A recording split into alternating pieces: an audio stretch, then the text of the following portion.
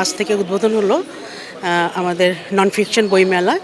তো এখানে ৩৯টা স্টল আছে এবং আমি জেনেছি ২০১৫ সাল থেকে এটা শুরু হয়েছে এবং এবার নভেম্বরের মতো এই বইমেলা চলছে। তো এখানে আসলে ফিকশন বইমেলা বা প্রচলিত যে বইমেলাগুলো আমরা দেখি সেটার সাথে এটার কিছুটা পার্থক্য রয়েছে। যেমন হলো যে বিশ্ববিদ্যালয়গুলো কিন্তু এখানে হলো জ্ঞান তৈরি করা হয়, তাই তো?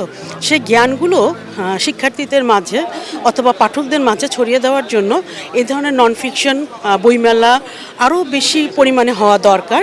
তারপর ঢাকা বিশ্ববিদ্যালয় এবং বণিক বার্তা এটা আয়োজন করছে, সেটা জেনে আমি খুবই আনন্দিত।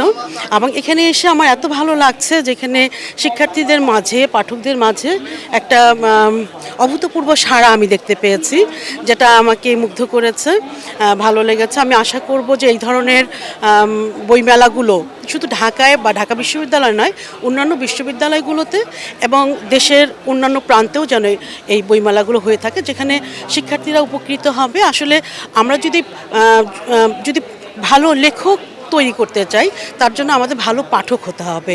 তো সেই পাঠক হওয়ার জন্য আমার মনে হয় এই বইমেলার অনেক বেশি দরকার। বিজনেস স্টাডিজ অনুষদ এবং বণিক বার্তা তাদেরকে আমি আবারও ধন্যবাদ জানাচ্ছি এত সুন্দর একটা আয়োজনের সাথে আমি নিজে যুক্ত হতে পেরে প্রথমবারের মতো। সবাইকে ধন্যবাদ, অনেক ভালো লাগলো।